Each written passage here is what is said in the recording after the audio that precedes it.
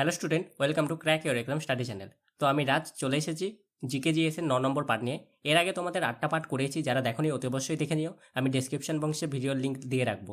এই সেশনে শুধুমাত্র তোমাদের কোশ্চেন অ্যান্সার বোর্ডে ছেড়ে দেওয়া হবে না, কোশ্চেনটা কোন টপিক থেকে এসেছে এবং ওই টপিক থেকে আরও কী কী কোশ্চেন কী কী রকমভাবে দিতে পারে সব বিষয়ে আলোচনা করা হবে। তো চলো বেশি কথা না বলে শুরু করা যাক আজকের জিকে জিএসের ক্লাসটা। চুইয়ে পড়া শিক্ষানীতি নামে খ্যাত।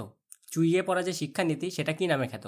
দেখো, চুইয়ে পড়া নীতি যেটা, এই নীতিটা কি, নীতিটা না জানলে নিশ্চয়ই তোমরা পারবে না। আগে দেখো দেখো চুইয়ে পড়া যে নীতি সেটা হচ্ছে কি, সমাজের উচ্চবর্ণের মানুষ পাশ্চাত্য শিক্ষায় শিক্ষিত হলে ধীরে ধীরে সমাজের নিচের স্তরের এই শিক্ষার প্রসার ঘটবে, ঠিক আছে? ফলে সমাজের নিচের স্তরের মানুষেরাও এই শিক্ষায় শিক্ষিত হবে। এটাই হচ্ছে পাশ্চাত্য নীতি। মানে উপরের যারা উচ্চবর্ণের তাদের মধ্যে পাশ্চাত্য শিক্ষা, পাশ্চাত্য বলতে ইংরেজি ও বিজ্ঞান। তো ইংরেজি ও বিজ্ঞান শিক্ষার যদি বিস্তার ঘটিয়ে দিই, মানে উপরের যারা আছে, তাহলে আস্তে আস্তে নিচের স্তরের মানুষের মধ্যেও এই যে শিক্ষা এটা ছড়িয়ে পড়বে। তো এটাই হচ্ছে চুইয়ে পড়া নীতি, ঠিক আছে? এবার এই চুইয়ে পড়া নীতি কী নামে খ্যাত? Option A charter act, option B উডের dispatch, option C Macaulay minute, নাকি অপশন ডি জাতীয় শিক্ষানীতি। তো এটার অ্যান্সার হবে অপশন সি মেকলে মিনিট, ঠিক আছে? মেকলে মিনিট নামে চুইয়ে পড়া নীতি খ্যাত। এর সাথে আরও তোমাদের দুটো ইম্পর্টেন্ট জেনে রাখো, তাহলে চুইয়ে পড়া নীতি বা এই যেই টপিক, এই টপিক থেকে এর বাইরে আর কোশ্চেন দেবে না। আর কি দিতে পারে? চুইয়ে পড়া নীতি পাশ হয়েছিল কত সালে? তো 1835 সালে চুইয়ে পড়া নীতি পাশ হয়েছিল, ঠিক আছে? আর চুইয়ে পড়া নীতি যখন হয়েছিল, ভারতের গভর্নর জেনারেল কে ছিলেন? এটা কোশ্চেনে দিতে পারে। তো ভারতের গভর্নর জেনারেল ছিলেন লর্ড উইলিয়াম বেন্টিং, ঠিক আছে? তো এই যেই কটা বললাম এই টপিক কটা মনে রেখে দিও, তোমার এর বাইরে এই টপিক থেকে আর কোশ্চেন দেবে না। তো চলো পরবর্তী কোশ্চেন। রেভলিউশনারি সোশ্যালিস্ট পার্টি গঠিত হয় কবে? রেভলিউশনারি সোশ্যালিস্ট পার্টি গঠিত হয় কবে? 1916 সালে, 1864 সালে, 1938 সালে, নাকি 1940 সালে? তো এটার অ্যান্সার হবে option D, revolutionary socialist party গঠিত হয় 1940 সালে। ভারতের প্রথম দলিত মহিলা মুখ্যমন্ত্রী কে ছিলেন? ভারতের প্রথম দলিত মহিলা মুখ্যমন্ত্রী কে ছিলেন? Option A Sucheta Kripalani, option B Mayawati, option C Vijaya Lakshmi Pandit, নাকি অপশন ডি মালতী দেবী? তো এটার অ্যান্সার হবে অপশন বি মায়াবতী। এবার দেখো, এটা আমরা বললাম যে ভারতের প্রথম দলিত মহিলা মুখ্যমন্ত্রী কে ছিলেন। এবার এর সাথে আমাদের জেনে রাখতে হবে যে ভারতের প্রথম মহিলা মুখ্যমন্ত্রী কে ছিলেন, দলিত না, শুধু কেবলমাত্র প্রথম মুখ্যমন্ত্রী কে ছিলেন মহিলাদের মধ্যে? তো তিনি হবেন সুচেতা কৃপালনি, ঠিক আছে? আর যদি বলে ভারতের প্রথম দলিত রাষ্ট্রপতি, ভারতের প্রথম দলিত রাষ্ট্রপতি সেটা কি হবে? সেটা হবে কে আর নারায়ণ। আর তোমরা সকলেই জানো পশ্চিমবঙ্গের প্রথম মহিলা মুখ্যমন্ত্রী কে ছিলেন? পশ্চিমবঙ্গের প্রথম মহিলা মুখ্যমন্ত্রী কে ছিলেন? সেটা হবে মমতা বন্দ্যোপাধ্যায়, যিনি এখনও আছেন, ঠিক আছে? তো এই যেই টপিক, এই 3-4টে কোশ্চেন বললাম, এইগুলো খুবই ইম্পর্টেন্ট। কী কী আর একবার তোমাদের রিভিশন দিয়ে দিচ্ছি। এই যে এটার যেমন ভারতের প্রথম দলিত মহিলা মুখ্যমন্ত্রী কে ছিলেন, এটা হবে মায়াবতী। ভারতের প্রথম মহিলা মুখ্যমন্ত্রী কে ছিলেন, সেটা হবে সুচেতা কৃপালনি। এরপরে কি, ভারতের প্রথম দলিত রাষ্ট্রপতি কে হবে? কে আর নারায়ণ। আর পশ্চিমবঙ্গের প্রথম মহিলা মুখ্যমন্ত্রী বা বর্তমান মহিলা মুখ্যমন্ত্রী এটা হচ্ছে মমতা বন্দ্যোপাধ্যায়, ঠিক আছে? মিড ডে মিল প্রকল্প চালু হয় কত সালে? মিড ডে মিল যে প্রকল্প সেটা চালু হয় কত সালে? 1954 সালে, 1967 সালে, 1995 সালে, নাকি 1999 সালে? তো এটার অ্যান্সার হবে অপশন সি 1995, 1995 সালে। HCl উৎপাদনের পদ্ধতি যে নামে পরিচিত তা হলো, HCl অ্যাসিড উৎপাদনের পদ্ধতি কি নামে পরিচিত? চেম্বার পদ্ধতি, হেবার পদ্ধতি, লা ব্ল্যাক পদ্ধতি, নাকি কাস্টানার পদ্ধতি? তো HCl উৎপাদনের পদ্ধতি কি নামে পরিচিত? তো এটার অ্যান্সার হবে অপশন সি লা ব্ল্যাক নামে পরিচিত। আর এখানে যে অপশনে দেখছো যে হেবার পদ্ধতি, এই হেবার পদ্ধতিতে কি অ্যাসিড তৈরি করা হয় জানো? এই হেবার পদ্ধতিতে অ্যামোনিয়া উৎপাদনের পদ্ধতি, ঠিক আছে? অ্যামোনিয়া উৎপাদনের পদ্ধতিকে তোমার ওই হেবার পদ্ধতি নামে পরিচিত। নিচের কোনটি গঙ্গার ডান তীরের উপনদী? গঙ্গার ডান তীরের উপনদী। তো option A Gomti, option B ঘরঘরা, option C Damodar, option D Kosi. তো কোনটি গঙ্গার ডান তীরের উপনদী? তো এখানে যদি উল্টো করে দিত, গঙ্গার বাঁ দিকে বাম দিকে কোন উপনদী আছে, তো আমরা ঘুরিয়ে ফেলতাম, তাই তো। তো এটার জন্য আমাদের ডান দিকে কি কি আছে, বাঁ দিকে কি কি আছে সেটা নিশ্চয়ই জানতে হবে। তো আগে অ্যান্সারটা বলে দিই, তারপরে তোমাদের বলে দিচ্ছি। তো এটার অ্যান্সার হবে অপশন সি দামোদর। গঙ্গার ডান তীরের উপনদী হলো দামোদর। ঠিক আছে, এবার দেখো বাম তীরের ও ডান তীরের আমি আলাদা করে রেখে দিয়েছি। দেখো বাঁ দিকে কি কি আছে, গোমতী, ঘরঘরা, গণ্ডক, কোশি, রামগঙ্গা, জলঙ্গি ইত্যাদি। ঠিক আছে, আর ডান তীরে কি কি আছে, যমুনা, সোন, দামোদর, রূপনারায়ণ, অজয় ইত্যাদি। ঠিক আছে, তো এইগুলো ইম্পর্টেন্ট, এগুলো এগুলো নোট করে নিও, তোমরা খাতা পেনে লিখে নিও কিন্তু, ঠিক আছে, মনে করে। না হলে তোমরা ভিডিও দেখে তোমরা মনে রাখতে পারবে না। বিশ্বের একমাত্র বিজ্ঞানী কে যিনি দুবার রসায়নে নোবেল পুরস্কার পেয়েছে? বিশ্বের একমাত্র বিজ্ঞানী কে যিনি দুবার রসায়নে নোবেল পুরস্কার পেয়েছে? রসায়ন বলতে কেমিস্ট্রিতে। কেমিস্ট্রিতে দুবার নোবেল পুরস্কার পেয়েছে কে? Linus Carl Pauling, Roger D Kornberg, Marie Curie, নাকি ফ্রেডরিক সাঙ্গার? তো এটার অ্যান্সার হবে option D Frederick Sanger. Frederick Sanger কি হয়েছে, দুবার কেমিস্ট্রিতে নোবেল পুরস্কার পেয়েছে। আর যে ম্যারি কুরি যেটা লেখা আছে, ম্যারি কুরি অপশন সিতে, তিনিও কিন্তু দুবার পেয়েছে। ঠিক আছে, কিন্তু তিনি রসায়নে পায়নি, তিনি কিসে পেয়েছেন, পদার্থবিদ্যা এবং শান্তিতে। পদার্থবিদ্যা এবং শান্তিতে দুবার পেয়েছে কে, ম্যারি কুরি।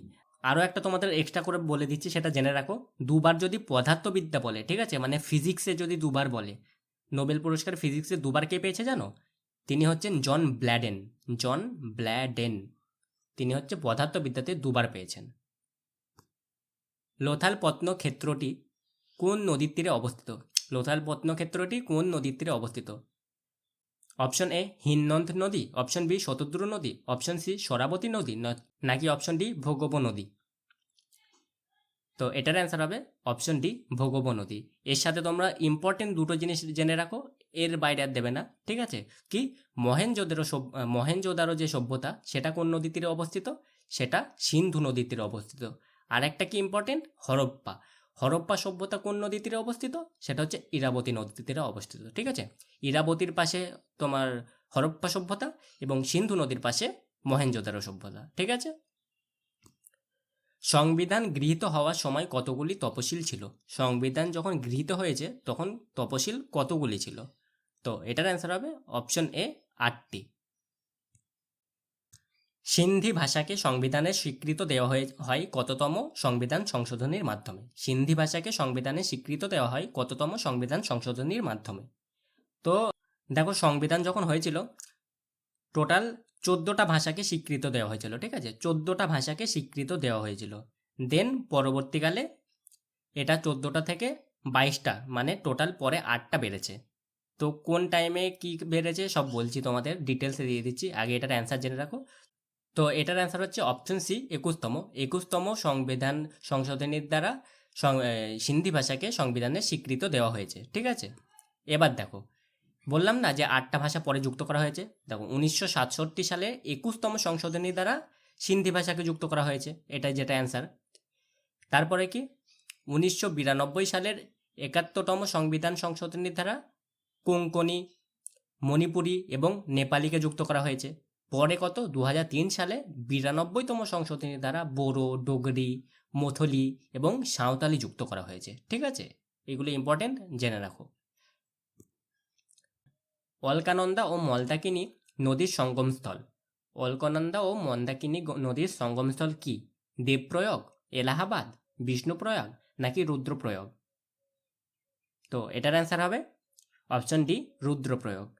এর সাথে তোমরা কয়েকটা জেনে রাখো, অপশনে যারা যারা আছে তাদের ইম্পর্টেন্ট। ঠিক আছে, তারা কি কি দেখো, দেবপ্রয়াগ হচ্ছে আলকানন্দা ও ভাগীরথী নদীর সঙ্গমস্থল। ঠিক আছে, কি বললাম, অলকানন্দা ও ভাগীরথী নদীর সঙ্গমস্থল হচ্ছে দেবপ্রয়াগ। এবার এলাহাবাদটা কি? এলাহাবাদ হচ্ছে তোমার গঙ্গা ও যমুনার সঙ্গমস্থল। ঠিক আছে, গঙ্গা ও যমুনা। আর বিষ্ণুপ্রয়াগ যেটা, সেটা হচ্ছে অলকানন্দা ও ধলিগঙ্গা। অলকানন্দা ও ধলিগঙ্গা। ঠিক আছে, তো এই কটা ইম্পর্টেন্ট বলে দিলাম, এর বাইরে দেবে না। তো চলো পরবর্তী কোশ্চেন। জাতীয় উন্নয়ন পরিষদের সভাপতি কে? জাতীয় উন্নয়ন পরিষদের সভাপতি কে? অপশন এ রাষ্ট্রপতি, অপশন বি উপরাষ্ট্রপতি, অপশন সি প্রধানমন্ত্রী, নাকি অপশন ডি অর্থমন্ত্রী? তো এটার অ্যান্সার হবে অপশন সি প্রধানমন্ত্রী। প্রধানমন্ত্রী জাতীয় উন্নয়ন পরিষদের সভাপতি। ঠিক আছে, অরণ্যের দিনরাত্রি উপন্যাসটির অবলম্বনে কে চলচ্চিত্র নির্মাণ করেন? অরণ্য দিনরাত্রি একটা উপন্যাস আছে, ঠিক আছে? উপন্যাসটা কে লিখেছেন বলো তো? আর এই যে উপন্যাস, এই উপন্যাসটির অবলম্বনে কে একটি চলচ্চিত্র নির্মাণ করেন? চলচ্চিত্র বলতে একটি মুভি নির্মাণ করেন। তো মুভির যে ডিরেক্টর, তার কথা বলেছে, তিনি কে? উৎপল দত্ত, সত্যজিৎ রায়, তরুণ মজুমদার নাকি মৃণাল সেন?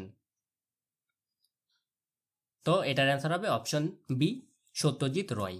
এবার যেটা বললাম যে অরণ্য দিনরাত্রি যে উপন্যাস, এই উপন্যাসটির রচয়িতাকে? এই উপন্যাসটির রচয়িতা হলেন সুনীল গঙ্গোপাধ্যায়, ঠিক আছে? সুনীল গঙ্গোপাধ্যায় অরণ্য দিনরাত্রি উপন্যাসটি লেখেন। ইন্ডিয়া ইন ট্রান্সলেশন গ্রন্থটির লেখককে? ইন্ডিয়া ইন ট্রান্সলেশন গ্রন্থটির লেখককে? মানবেন্দ্রনাথ রায়, চারু মজুমদার, লর্ড মাউন্টব্যাটেন নাকি জওহরলাল নেহেরু? তো এটার অ্যান্সার হবে option A, Manabendranath Roy. Philology হলো আবহাওয়া সংক্রান্ত বিদ্যা, ভাষা সংক্রান্ত বিদ্যা, আচরণ সংক্রান্ত বিদ্যা নাকি হাড় সংক্রান্ত বিদ্যা? ফিলোলজি কি সংক্রান্ত বিদ্যা? তো এটার অ্যান্সার হবে অপশন বি, ভাষা সংক্রান্ত বিদ্যা। ভাষা সংক্রান্ত বিদ্যাকে আমরা ফিলোলজি বলি, ঠিক আছে? আবহাওয়া সংক্রান্ত বিদ্যাকে মেটিওরোলজি বলে, মেটিওরোলজি। আচরণ সংক্রান্ত বিদ্যাকে অ্যাথোলজি বলে, ঠিক আছে? অ্যাথোলজি। আর হাড় সংক্রান্ত যে বিদ্যা তাকে অ্যাস্টিওলজি, ঠিক আছে? এগুলো ইম্পর্টেন্ট, মনে রাখবে। তোমরা লিখে রাখবে, নয়তো তোমরা ভুলে যাবে। আমি বারবারই বলি, প্রত্যেক দিনই বলি যে একটা ফ্রেশ খাতা করবে, ওই খাতাতে তোমরা ওয়ান লাইনার হিসাবে এই কোশ্চেনের অ্যান্সারগুলো লিখে রাখবে, যাতে তোমাদের ভবিষ্যতে এগুলো রিভিশন দিতে সুবিধা হয়, ঠিক আছে? তুতিকোরিন মৎস্য বন্দর কোন উপকূলে অবস্থিত? তুতিকোরিন মৎস্য বন্দর কোন উপকূলে অবস্থিত? মালাবার উপকূল, করমণ্ডল উপকূল, কচ্ছ উপকূল নাকি কঙ্কন উপকূল?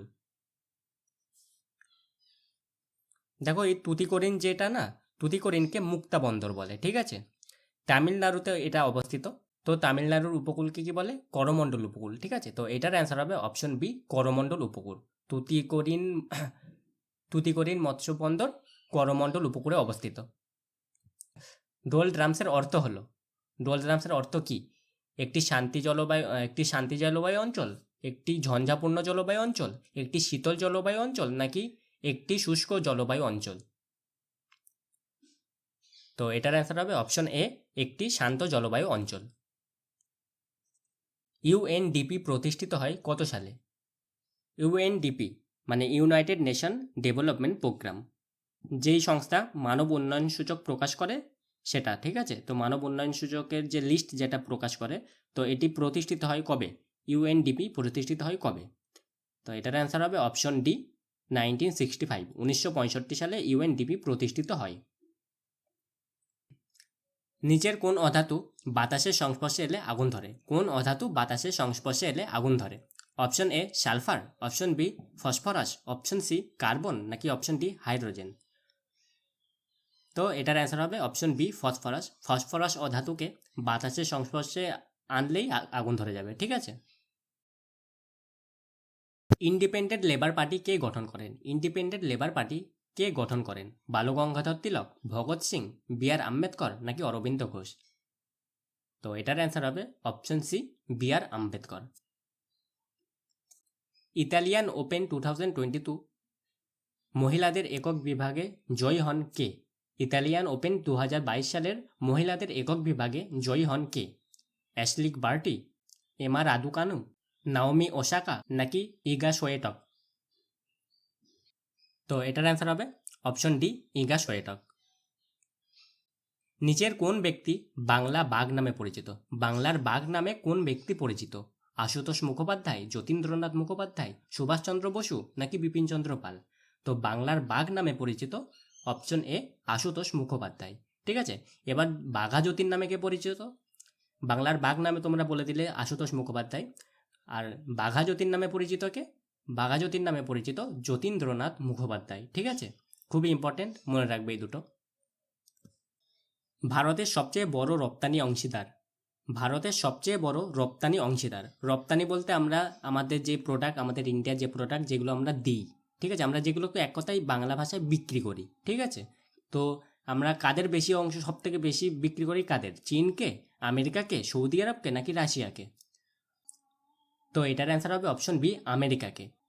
আমেরিকাকে আমরা সব থেকে বেশি রপ্তানি করি, ঠিক আছে। এবার যদি আমদানি হতো, মানে আমরা কোনো দেশ থেকে এবার কিনছি, তো আমদানির ক্ষেত্রে কী হবে জানো, আমরা সব থেকে বেশি আমদানি করি চীন থেকে, ঠিক আছে। এই দুটো মনে রাখবে। যদি রপ্তানি মানে আমরা বিক্রি করি কাদের, আমেরিকাকে বেশি দিই, আর যাদের কাছ থেকে আমরা কিনি কাদের কাছ থেকে বেশি কিনি, চীনের কাছ থেকে বেশি কিনি। পৃথিবীর ছাদ বলা হয় কাকে? এটা সেই ক্লাস 7-8 মনে হয় আমরা পড়েছিলাম, মনে আছে তোমাদের? পৃথিবীর ছাদ বলা হয় কাকে? তিব্বত মালভূমি, পামির মালভূমি, কলোরাডো মালভূমি নাকি দাক্ষিণাত্য মালভূমি? তো এটার অ্যান্সার হবে অপশন বি, পামির মালভূমি। পামির মালভূমিকে পৃথিবীর ছাদ বলা হয়। মৃত্তিকা ক্ষয়ের একটি প্রাকৃতিক কারণ হলো, মৃত্তিকা ক্ষয়ের একটি প্রাকৃতিক কারণ কি? বৃক্ষছেদন, ঝুম চাষ, জলপ্রবাহ নাকি অনিয়ন্ত্রিত পশুচারণ? তো দেখো, এই যে মৃত্তিকা ক্ষয়, এটি দুটো কারণে হয়, একটা হচ্ছে প্রাকৃতিক কারণে, একটা হচ্ছে মানুষ্যসৃষ্ট কারণে। এই বৃক্ষছেদন যেটা, এটা মানুষ্যসৃষ্ট, কারণ আমরাই তো কাটি, তাই না? গাছ মাছ তো আমরাই কাটি, তো বৃক্ষছেদন মানুষ্যসৃষ্ট। ঝুম চাষ, সেটাও চাষবাস আমাদের মাধ্যমেই হয়, তো এটাও আমাদের মাধ্যমে। একমাত্র জলপ্রবাহ যেটা, যেটা আমরা নিয়ন্ত্রণ করতে পারি না, তো এটারই অ্যান্সার হবে জলপ্রবাহ। আর অনিয়ন্ত্রিত পশুচারণ, এটা তো আমরা নিজেরাই করি, তো এটার অ্যান্সার হবে অপশন সি, জলপ্রবাহ মৃত্তিকা ক্ষয়ের একটি প্রাকৃতিক কারণ। এছাড়া অনেক প্রাকৃতিক কারণ আছে, যেমন অগ্নিগিরি, ঠিক আছে, আবার ভূমিকম্প, এগুলো হচ্ছে প্রাকৃতিক কারণ। তো আজকের মতো এই পর্যন্তই ছিল। সেশনটা কেমন লেগেছে, তোমরা কটা অ্যান্সার পারলে অবশ্যই জানিও কমেন্ট করে।